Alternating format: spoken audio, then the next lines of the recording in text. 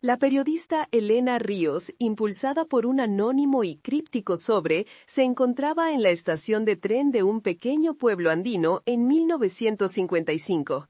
La nota mencionaba un silencio anormal en el convento de Santa Cecilia, un orfanato perdido en la cordillera. Con su cámara Leica M3 en mano y una determinación fría, Elena sabía que la verdad no se encontraba en las grandes ciudades, sino en los lugares donde el poder cree que nadie mira.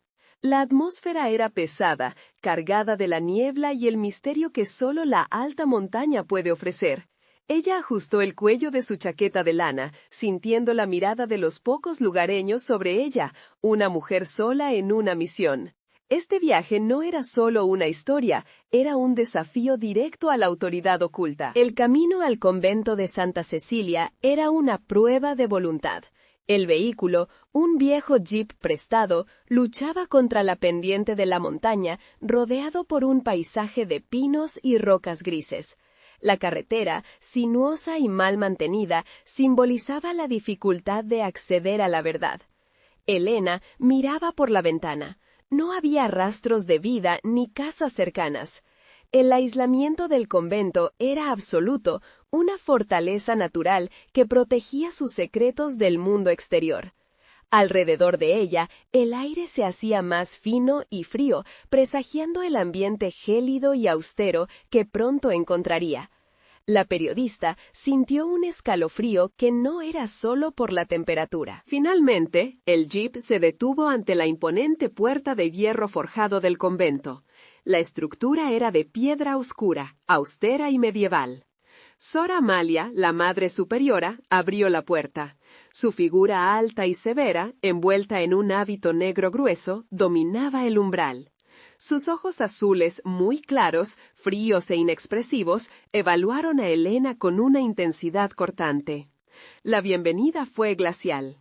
Amalia afirmó que el convento solo se dedicaba a la caridad y que los rumores eran maliciosos.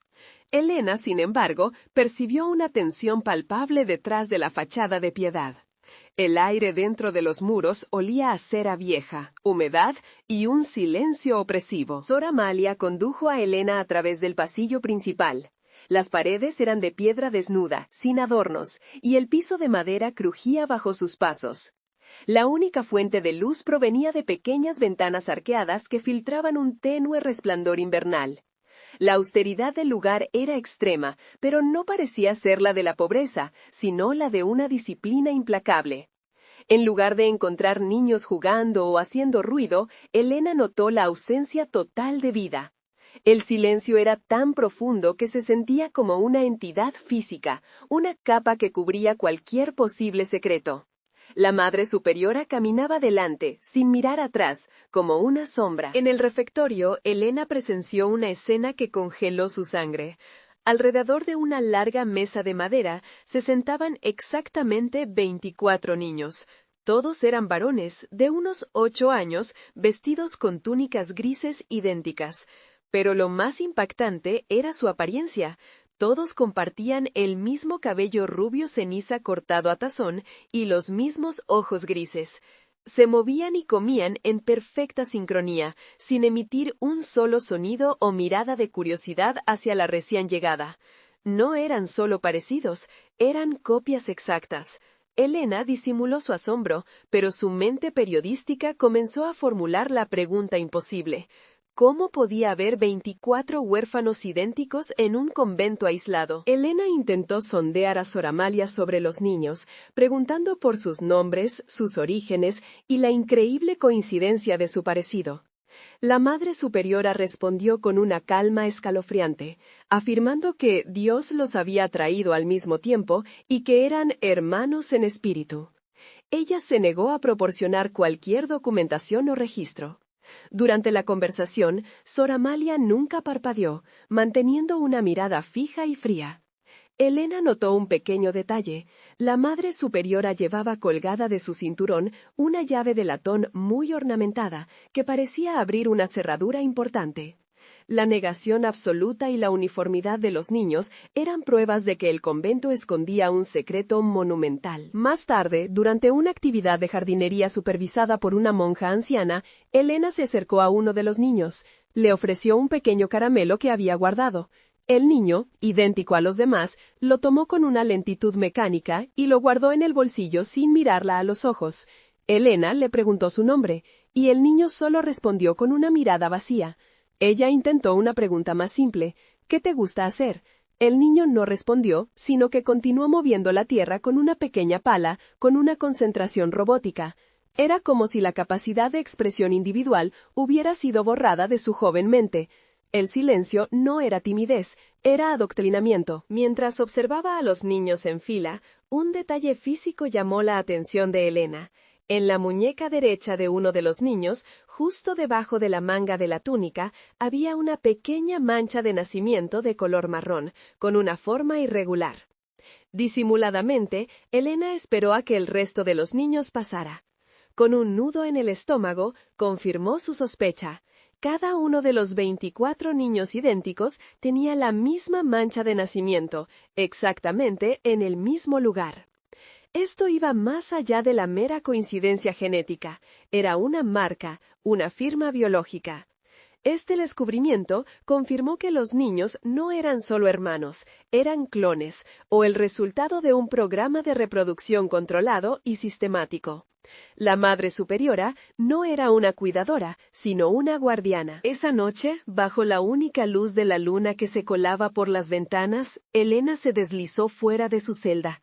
Sabía que la verdad estaba en la oficina privada de Sor Amalia, la única puerta cerrada que había visto, custodiada por la llave de latón. Con movimientos lentos y calculados, se dirigió al ala administrativa del convento. El crujido de la madera bajo sus pies la hacía contener la respiración a cada paso. El silencio de la noche en el convento era diferente al silencio del día. Era un silencio expectante, lleno de amenazas no dichas.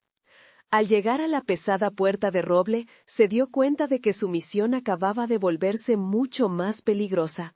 El miedo comenzó a mezclarse con su determinación. La cerradura era simple, y Elena logró abrirla con una herramienta improvisada. Dentro de la oficina, la luz de su linterna recorrió estanterías llenas de libros de contabilidad y documentos. Encontró un gran libro de registro, pero en lugar de nombres, contenía una lista de fechas, códigos numéricos y montos de dinero significativos. Cada niño estaba representado solo por un número de 2 dígitos, del 01 al 24. Los montos de dinero eran transferencias bancarias masivas, con la palabra mantenimiento escrita al lado. Los pagos se realizaban trimestralmente y provenían de una fundación anónima en la capital. No eran donaciones, eran pagos por servicio. Mientras Elena fotografiaba rápidamente las páginas del libro de contabilidad con su Leica, la puerta de la oficina se abrió de golpe. Sor Amalia estaba allí, su silueta alta y oscura enmarcada por la tenue luz del pasillo. Sus ojos brillaban con una furia contenida. No gritó, sino que habló con una voz baja y helada que resonó en el pequeño espacio. ¿Pensaste que Dios y yo no te veríamos, periodista? Elena sintió el peso de su fracaso y el peligro inminente. Intentó explicar su presencia, pero la Madre Superiora no escuchaba. El silencio del convento se rompió por la tensión de la confrontación. Amalia se acercó lentamente, sus grandes manos listas para actuar. La confrontación terminó con Elena siendo escoltada a su celda y la llave de la puerta de su habitación siendo girada con un ruido seco. Sor Amalia le arrebató su cámara, pero Elena ya había logrado esconder el rollo de película expuesto dentro del forro de su bota. Desde su pequeña ventana enrejada, Elena podía ver el patio frío y vacío. Estaba atrapada, pero con la prueba fotográfica en su poder. Se dio cuenta de que el libro de contabilidad no era el secreto completo. Había una caja de cedro que había visto brevemente en la esquina del escritorio de Amalia, una caja que parecía más importante que cualquier registro. Necesitaba esa caja para entender la verdad. El encierro de Elena duró hasta la mañana siguiente, cuando Sor Amalia la liberó con la advertencia de que abandonara el convento inmediatamente. Sin la cámara, Elena fingió sumisión, pero su mente trabajaba a 1000 por hora. Mientras Amalia le daba las últimas instrucciones frías, Elena se fijó de nuevo en la llave de latón. Era la llave de la oficina. En un rápido movimiento, mientras Amalia se distraía cerrando un postigo, Elena usó un trozo de cera de vela que había escondido para tomar una impresión rápida de la llave. El riesgo era inmenso, pero la oportunidad era única. Si quería la caja, necesitaría una copia de esa llave. Elena fingió irse, pero se escondió en un pequeño cobertizo de madera cerca de los establos, esperando la noche. Allí, con herramientas rudimentarias que encontró, comenzó a trabajar en una copia de la llave. El tiempo pasaba lentamente. La oscuridad cayó sobre el convento, trayendo consigo el silencio habitual y la rutina de las monjas. Mientras escuchaba el distante sonido de las campanas de la tarde, Elena se concentró en su tarea. Sabía que si la Madre Superiora la descubría de nuevo, no habría advertencias, solo consecuencias definitivas. La caja de cedro se había convertido en su única obsesión. Cuando la noche alcanzó su punto más profundo, Elena se dirigió de nuevo a la oficina de Sor Amalia. La llave improvisada, aunque imperfecta, funcionó. El clic de la cerradura fue un sonido ensordecedor en el silencio. Una vez dentro, se dirigió directamente al escritorio. Allí estaba, la caja de cedro. Era un objeto de 40 centímetros de largo, 25 centímetros de ancho y 15 centímetros de alto, de madera oscura con un tallado intrincado. El escudo de armas de una serpiente entrelazada con una corona. No era un objeto religioso, sino secular, un símbolo de poder. El latón oxidado de su cierre parecía susurrar secretos de familias antiguas. Elena forzó el cierre de la caja de cedro. Dentro encontró una pila de documentos y un diario encuadernado en cuero. Los documentos eran certificados de nacimiento falsificados y, lo más revelador, acuerdos legales firmados por un hombre cuyo nombre resonaba en todo el país, el industrial y político don Rafael Gámez. Gámez era conocido por su inmensa riqueza y su obsesión por la pureza de su linaje. Los documentos confirmaban pagos trimestrales y la provisión de material genético. Elena entendió que los niños no eran huérfanos, eran la descendencia secreta de un solo hombre. El diario de Sor Amalia fue la pieza final del rompecabezas. Sus entradas no hablaban de piedad, sino de la misión de preservar la sangre. Amalia escribía sobre cómo don Rafael, que solo tenía un hijo legítimo y enfermizo, temía que su linaje se extinguiera o se corrompiera. Él usó el convento como un criadero secreto, garantizando que su ADN se perpetuara a través de madres subrogadas anónimas y la crianza aislada. Los 24 niños idénticos no eran huérfanos abandonados, eran la reserva genética de la familia Gámez, custodiados y entrenados para ser reemplazos perfectos. El silencio del convento era el precio de un secreto de familia que valía millones. El verdadero horror llegó con la última revelación. El diario explicaba que los niños eran sometidos a una disciplina tan estricta para eliminar cualquier rasgo de individualidad. Eran entrenados para tener los mismos gustos, la misma caligrafía y las mismas respuestas en caso de que uno de ellos tuviera que ser introducido en la vida pública como el verdadero heredero. Eran copias de seguridad vivientes, sin alma ni nombre propio, solo números. El enigma de los niños idénticos se resolvió. No eran un milagro de Dios, sino el producto de la megalomanía de un hombre poderoso y la crueldad de una institución. Eran niños condenados al olvido como póliza de seguro. Elena Ríos cerró la caja de cedro y la tomó bajo el brazo. Ya no era solo una periodista, era la portadora de una verdad explosiva que podía derribar a uno de los hombres más influyentes del país. Salió de la oficina con una mezcla de adrenalina y terror. Tenía que salir del convento antes del amanecer. Mientras corría por el pasillo, escuchó un ruido en la cocina, lo que significaba que la rutina matutina estaba a punto de comenzar. El riesgo de ser descubierta era máximo. Si la atrapaban con la caja, no solo perdería la historia, sino su libertad. Elena alcanzó el jeep justo cuando la primera luz gris del amanecer comenzaba a iluminar los picos de las montañas. El motor del viejo vehículo tardó en arrancar. Cada segundo se sentía como una eternidad. Finalmente, el motor rugió. Justo en ese momento, la pesada puerta principal del convento se abrió de golpe. Sor Amalia salió corriendo, su hábito negro ondeando al viento, con una expresión de furia descontrolada que rompió su habitual severidad. Sabía que Elena había robado la caja de cedro, y con ella el secreto de la familia Gámez. Elena pisó el acelerador, sin mirar atrás. El camino de regreso fue una carrera contra el tiempo y el poder de don Rafael Gámez.